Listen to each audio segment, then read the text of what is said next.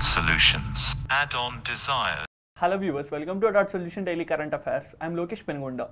This session includes current affairs from both the Hindu and the Indian Express and some MCQs based on today's current affairs.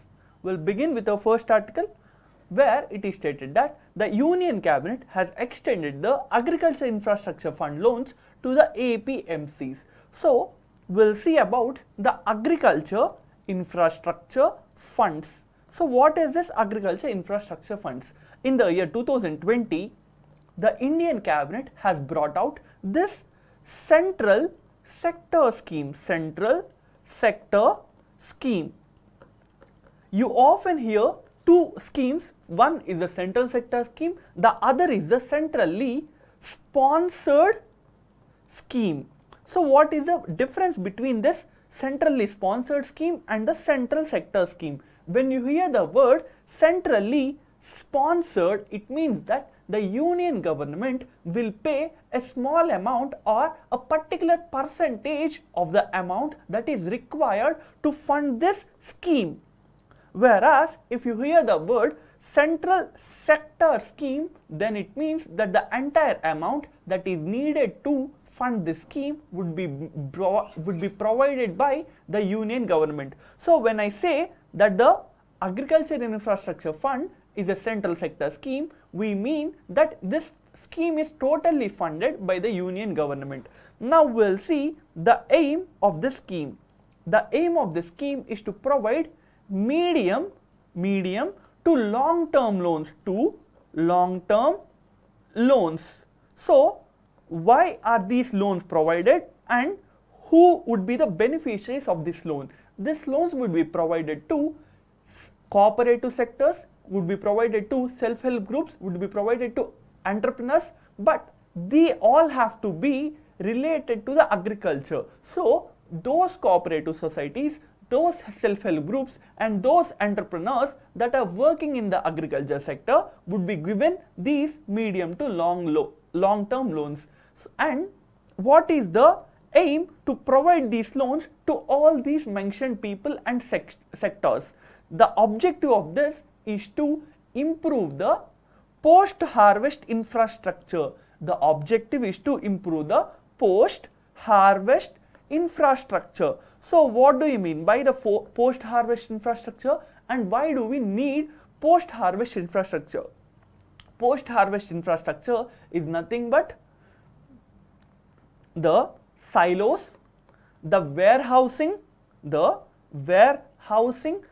cold storages, the packaging and grading units that are mainly involving the agriculture related commodities. So, in India, we see every year that thousands of crores worth commodities are being damaged, are being rotten, are being wasted. The major reason is we lack infrastructure facilities to store them for a longer period of time. So, to help the farmers as to prevent these losses, the union government has come up with this scheme wherein this amount would be used by the self-help groups, farmer producer organizations and agriculture entrepreneurs to build and to invest in all these infrastructure facilities so that more commodities can be stored and losses can be prevented to a particular extent. So, this is the objective of this Agriculture Infrastructure Fund. Initially, this scheme was to work for 2020 to the year 2030. So, initially, the period of the scheme is 10 years, but due to COVID-19, we have seen 2 years being wasted. So, the government yesterday has extended the scheme period by 2 more years. So, it will now end by 2032. So, it is currently working for 12 years, that is the scheme will work for 12 years. And you should also know that through this scheme, the government of India is planning to give loan worth 1 lakh crore. So, you can understand that this is a significant amount that would be used to create the post-harvest infrastructure in the country. Next, we have an article where it is stated that on the World Population Day, which we observe on July 11th, the Uttar Pradesh state government is planning to launch a new population policy. It is planning to launch the new population policy. So, what is this population policy and why is the Uttar Pradesh government planning to bring this new population policy? Uttar Pradesh government has stated that due to high fertility rate and due to illiteracy in the state of Uttar Pradesh, the poverty in the state of Uttar Pradesh is increasing. So, what do you mean by fertility rate? Fertility rate is nothing but the number of children a woman will give birth on average in her entire lifespan. So, if a woman on average give birth to 3 children in her entire life, then the fertility rate in that particular area will be 3. So, Uttar Pradesh government wants to reduce this fertility rate. Now, we will see why fertility rate negatively impact the government and will continue the existing poverty. Let's say there is a newly married couple A and B. If the couple A and B have just 2 or 1 child, they can use the entire amount or a major portion on the education and health abilities on this 1 or 2 children. But if they have 4 or even 5 children, then the same amount have to be distributed among these 4 to 5 children. So, this newly married couple might not be able to provide good quality education and good food and other necessary needs to this 4 to 5 children with the same amount of money. So, the Uttar Pradesh government wants to reduce the fertility rate and wants to improve the health and educational conditions in its state. So, it is planning to bring in the new population policy. You should note that new population policy will be for the year 2021 to the year 2030. So, this is a period of this new population policy which is brought out by the Uttar Pradesh government. Next, we have an article where the Indian government has asked the OIC or the Organization of Islamic Cooperation. So, what is this OIC? Organization of Islamic Cooperation. So, it has asked this OIC to not let others use this to subvert its platform. That is, the Indian government is asking the Organization of Islamic Cooperation to not let others misuse this platform. So, what is this OIC and how are others trying to misuse this OIC platform? Organization of Islamic State is the second largest,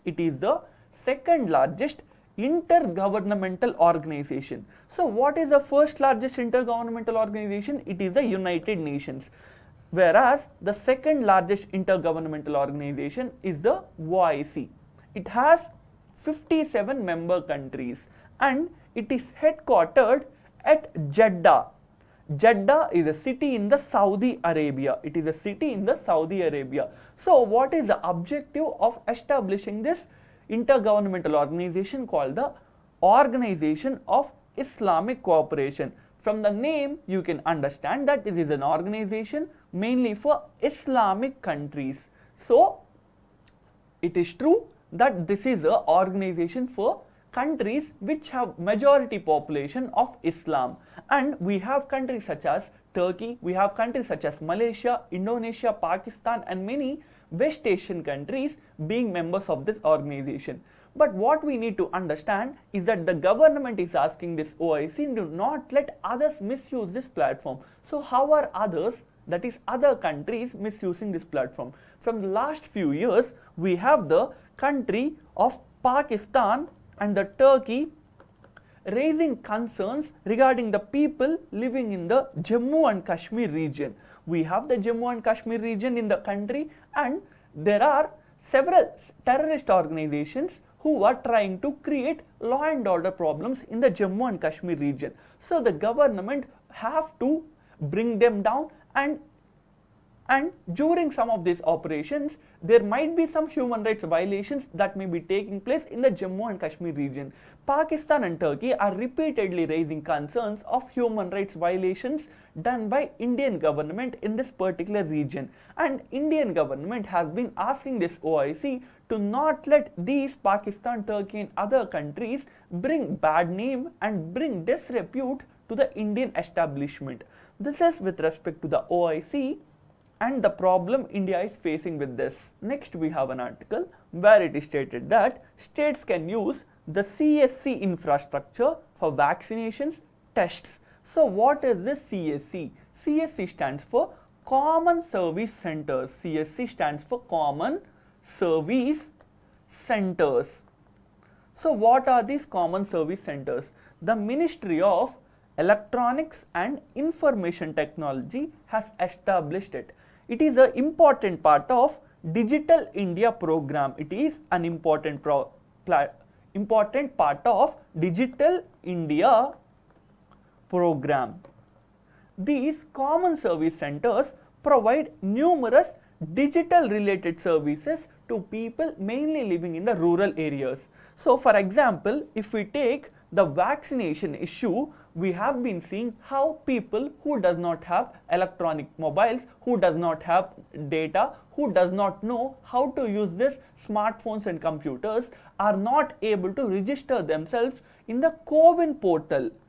So, as they could not register themselves in the CoWIN portal, they could not get the vaccination. But if there is a common service center in the nearby area, this person who might be illiterate, this person who might not know how to use this mobile data, smartphone and other gadgets can directly go to these common service centers and ask the person in charge to help him register in the CoWIN portal. So from this you can understand what the common service centers do. They help those people who does not know how to get the government information, how to apply for various government schemes, does that.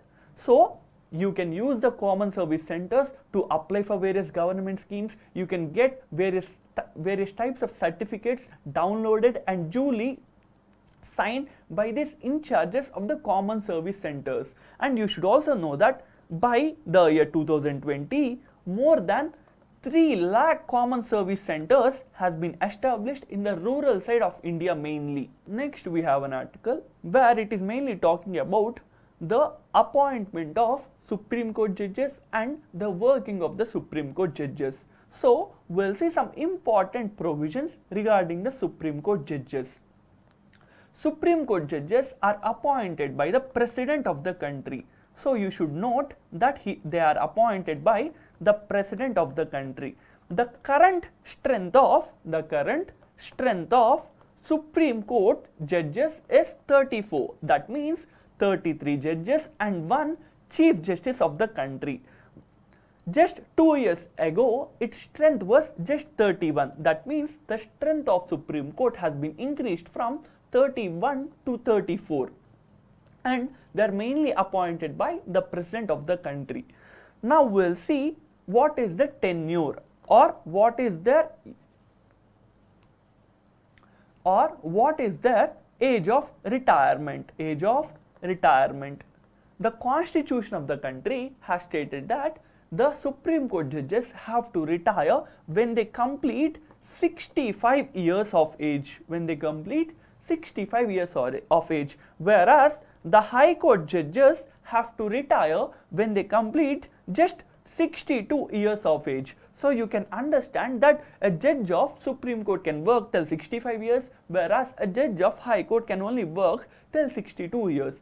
Now we'll see the removal process of the Supreme Court and the High Court judges. Though they are removed by the President of the country, it is not the President of country's discretion. That is, he cannot just directly remove the Supreme Court and the High Court judges. Then what is the procedure for the removal? First, an inquiry committee should be established in the Parliament, and only after this inquiry committee state that there is a issue with a particular Supreme Court or a High Court judge, that they are taking some bribe or they are of not they are not in proper condition to work. Only in these cases the Supreme Court or the High Court judge can be removed. So first is the Enquiry Committee, and later the Parliament, that is both the Lok Sabha and the Rajya Sabha, will have to pass a resolution stating that particular Supreme Court or the High Court judge to be removed, and only after this entire procedure the President of the country can remove them. And you should note that till now, that is since our independence, no High Court judge and no Supreme Court judge was removed. So you can understand that there is a huge security of tenure for this High Court and Supreme Court judges. Next we have an article where the Supreme Court has backed the summons given to the Facebook by the Delhi Government Riots Panel. So what is this Delhi Government Riots Panel? The Delhi Assembly has started or has established a committee. This committee is termed as the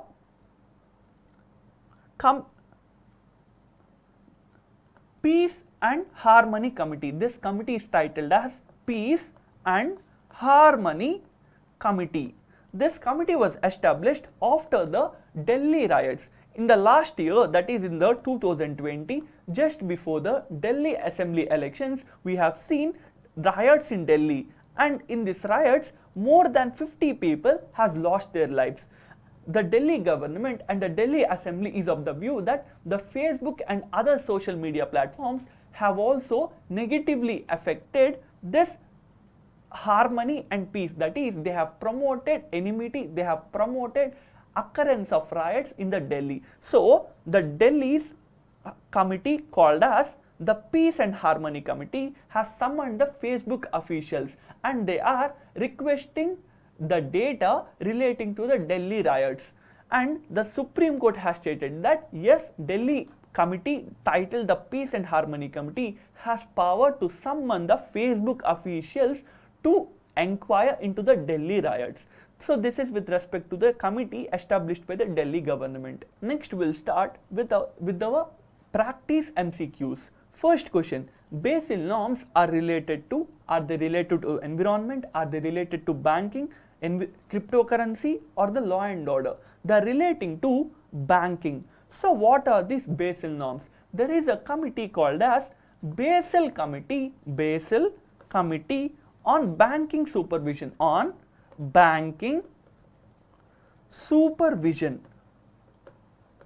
From the name of the committee, you can understand that this is a committee mainly for supervising the banking section.